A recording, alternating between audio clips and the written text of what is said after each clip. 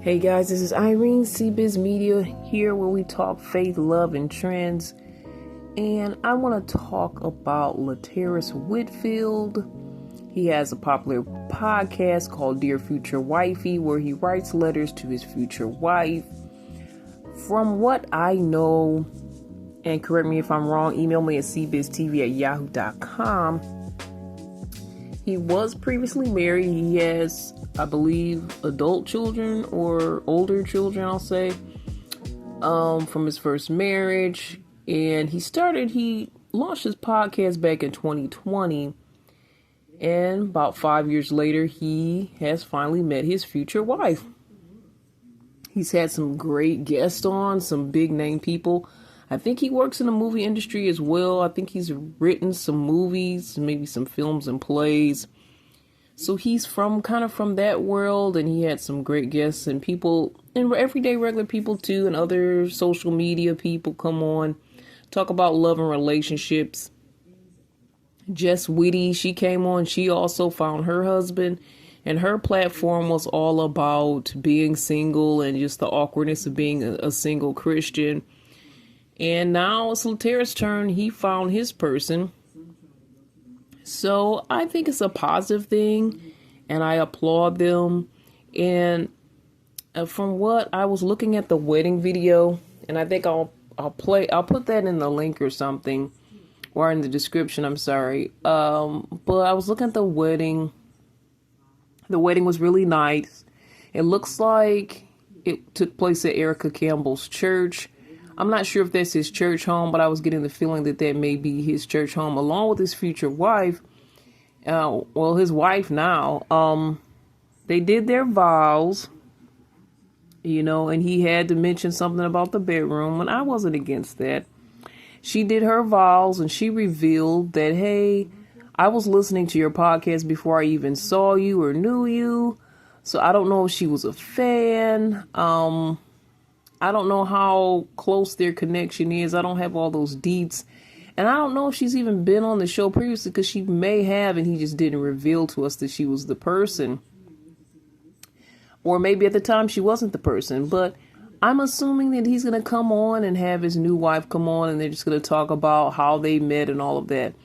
So, again, this is very motivating for those that want to get married, especially for those that want a second chance at marriage. He finally found his person, which is a blessing to give, especially in this day and age where it's kind of hard to find a person, generally, much less one that will marry you and you guys have a good union. But because I'm a Christian, I believe that's a good foundation and a strong foundation to kind of keep a marriage together. That's my belief system. But of course, there's many factors. It's the type of Christian you are, and just the type of person you are, and the character that you have is very important, I believe, when it comes to getting married. Not married myself, but been desiring marriage and just looking at other successful marriages. It's like you have to have the character. Looking at successful relationships, you both people kind of have to have a good character. And you're two flawed people. You're gonna lack in certain ways. Just being honest about it and working on it and coming together. I think that's what all marriages probably have to do in order to survive and sustain. But I think some people were looking at Laterris' story and especially how he came out with his wife. He got engaged with her. He kept her face hidden. It seemed like it was a marketing ploy for his podcast. Honestly, this is my first thoughts. Now, he may very well love this woman. This is his wife, and they may have a happy marriage going into the future till death do them part. I wish him the best. But yeah, that's what it looked like. It looked like a marketing thing that they were doing. And now he reveals her at the wedding, like the big reveal. Like they have the baby shower reveals. It's kind of like that, except on a grander scale. They did have a nice, lavish wedding. Some things I noticed. I think they did a communion, which I thought was beautiful. And the pastor was saying, well, why don't you share the communion? Give each other the communion, like, I guess, switch cups or feed the person or whatever. I don't know if he felt uncomfortable with that. He just drank his and said, I'm not doing that. So maybe he'll be on his platform and let us know why he didn't want to give her the drink and allow her to drink from his cup. I wasn't sure why he did that. I was thinking maybe he felt maybe it was a little too much, maybe it's a little bit too intimate, and he wanted to save that for the honeymoon. I don't know what his thoughts were.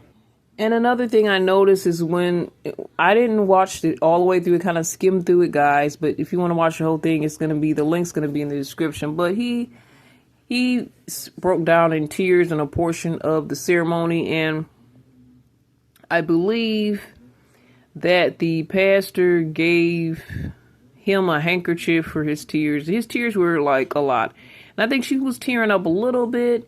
And it almost looked like she was waiting for him to give her a handkerchief or to share his handkerchief with her as his new wife. And he wasn't really thinking that way, and he just kept wiping his own tears. And then I think another young lady came up and gave her own handkerchief. These are little nitpicky things, I guess, that I noticed during the wedding, where to me it seems like there needs to be more of a union between them. Now, like I said, this is little nitpicky things, but just reading off of some of the things I saw at the wedding, it's like, I'm still an individual. I'm still going to take care of me. That's the thoughts I got when I was looking at this. She was looking and expecting for him to kind of take care of her in that scenario, and he was not doing so. Now, I have to say his tears were a lot bigger. But that's not really the point. It's like, let's share and share alike. Now, you're in front of the public. You're getting married for the first time. It's different. It's not going to be like 100% like your marriage is going to be. And this is new. Look, these two probably it's been years. We know he's been divorced. I don't know her marriage background, but it's been years and they've been kind of living life solo. So it's going to take time for that. Hey, I'm for you, you're for me. Maybe a little bit more chivalry is what I was expecting. Maybe a little bit more sharing. Maybe on his part is really what I was thinking more of. But I do really want to follow up and keep watching what goes on and watching as far as, when he brings his wife on the show. I definitely want to watch that episode. But, just to see their mindset, I think it's interesting. A lot of times we don't always know what newlyweds go through, even if you've been married before, especially if you've been divorced. Of course, there's probably some problems in your marriage, and that's why you were divorced in the first place. So, it's all a learning experience and a learning process. I'm not here to judge. I'm not married. None of that. But just taking notes, looking in, and maybe just giving you a little food for thought, something to think about.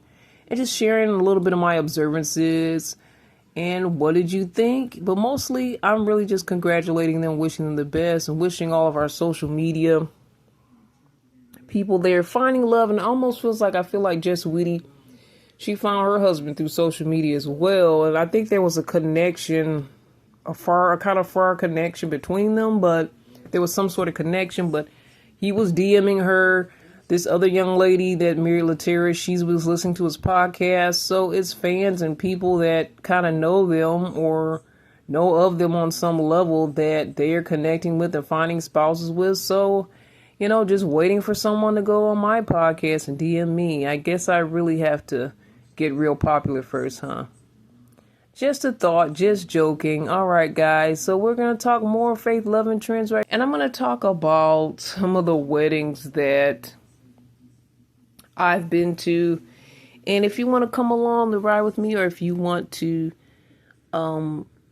share your wedding experiences, being at other people's weddings, what was the experience like? Was it crazy? Was it wild? What was it? I think that'll be a fun thing to talk about. So that's coming up next. For those of you that aren't married, for those of you who are going to weddings, wedding season might be done at this point. I'm not sure, but is it May, December or something like that? I'm not sure. But I just wanted to talk about some weddings that I've been to. Love to all these people that are married. I've been to a wedding where it was somewhat dramatic. We had some special guest speakers that really kind of took over the wedding. And it was a beautiful sentiment. I could see where they were coming from. I could see that they cared about this couple. All right, excuse me, guys. But yeah, so that kind of took over one wedding that I was at.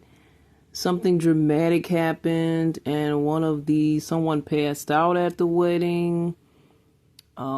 These are just different incidents that have happened in wedding settings that I've been at. Let's see. A lot of the weddings I've been to are really nice. A nice setting, nice setup, beautiful bride, all of these things. And one wedding that stood out for me is a young lady that saved herself till marriage, and she had just some very thoughtful vows to her husband. It was a very beautiful moment. So just reminiscing about these different weddings and just the different things that can happen there. You know, we've seen the weddings where they have this big bombastic entry as the bride comes in. A lot of times the receptions are fire. I haven't even been to a whole lot of receptions. A lot of times when I will go to the weddings, I would have to work that day or something, so I wasn't able to stay and hang out at the reception. Then some of the receptions were like, well, you have to,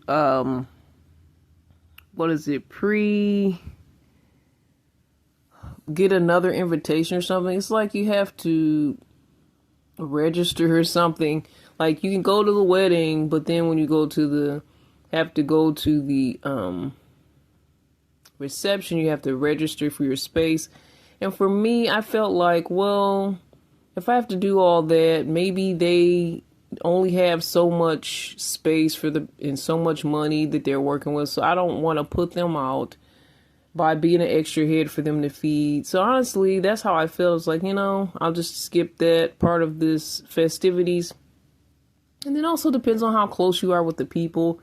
If you really feel that comfortable with, because actually the reception is probably the best part. You got the food, the dancing, the fun.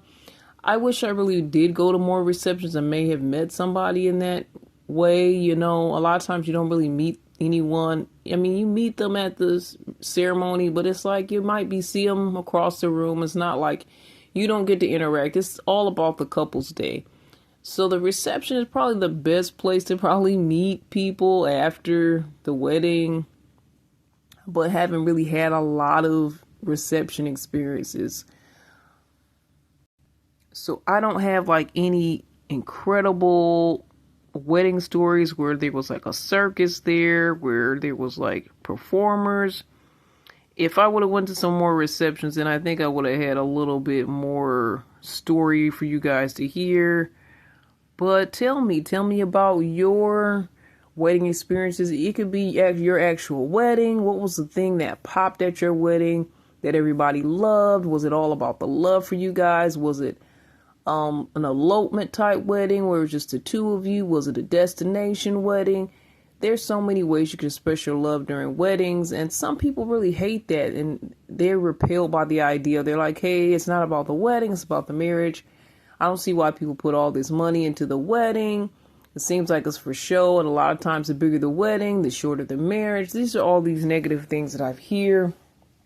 But I think you should have fun with it. If it's your day for you and your person, and you guys really are in love and you're going to work on this thing, then it's a beautiful thing. I mean, it doesn't have to fit all the stereotypes of, hey, if it's a big wedding, then you guys aren't going to last. Some people are negative because they're not getting married. So that's their issue. So tell me about some really wonderful wedding experiences and memories that you've had. And I love to share them here on CBiz Media, where we talk faith, love, and trends. A lot of times I'm sharing news of people breaking up, people waiting 10 years and the relationship didn't work, people getting cheated on, people having a bunch of babies outside the relationship, all of these things. And it's good to just report on some positive things and talk about some good unions and just talk about the whole thing of love altogether and the hopefulness and wishing people the best. And I think that's how we all need to go into it when it comes to weddings and love. And we want everyone to have a till death do you part. marriage the first time around. Sometimes it doesn't work that way. The second time around, whichever time around you're on, let's wish our people the best. All right, that's my thoughts. Again, I'm here. Let's talk about it. Faith, love, and trends. Email me at cbiztv@yahoo.com. Check me out on my other platforms at cbiztv media. Also, we're on Mixcloud. We have different mixtapes on there. We're having fun with music there. So check us out on mixcloud.com/cbiztv. And I'll put all those links in the description. I wish you guys all the best. Hey, I may even try to put together a wedding mix connected to this episode. We'll see what happens. We'll see. But check us out on Mixcloud, and I wish you guys all the best. God bless.